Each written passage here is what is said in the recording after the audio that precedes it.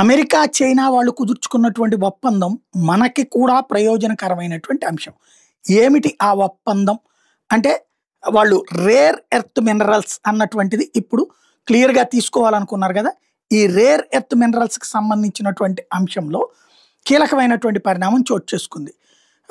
వాళ్ళిద్దరూ ఒప్పందం కుదిరిపోయింది. ఎందుకు? సోయా బీన్స్ కొంటానని చైనా అంది.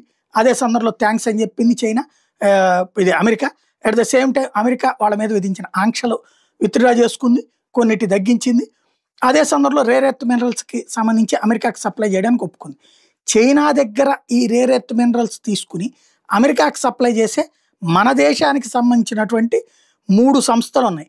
కాంటినెంటల్ ఇండియా, హిటాచీ, జే యుషిన్ లిమిటెడ్. ఈ 3 కూడా వేల కోట్ల రూపాయల విలువైనటువంటి లావాదేవీలు జరుపుతున్నాయి. చైనాలో కొని అమెరికాకి అమ్ముతాయి. లాభం వచ్చిన దాంట్లో పన్నులు భారతదేశానికి కడతా ఉంటుంటాయి. భారత్ జీఎస్టీలో ఇది కూడా key point, one of the. ఇప్పుడు వాళ్ళకి మళ్ళీ పని దొరికింది. అట్ ద సేమ్ టైం చాలా కీలకమైనటువంటిది భారతదేశానికి, అంటే వాళ్ళిద్దరి ఒప్పందం మన వ్యాపారస్తులకు ఉపయోగపడింది.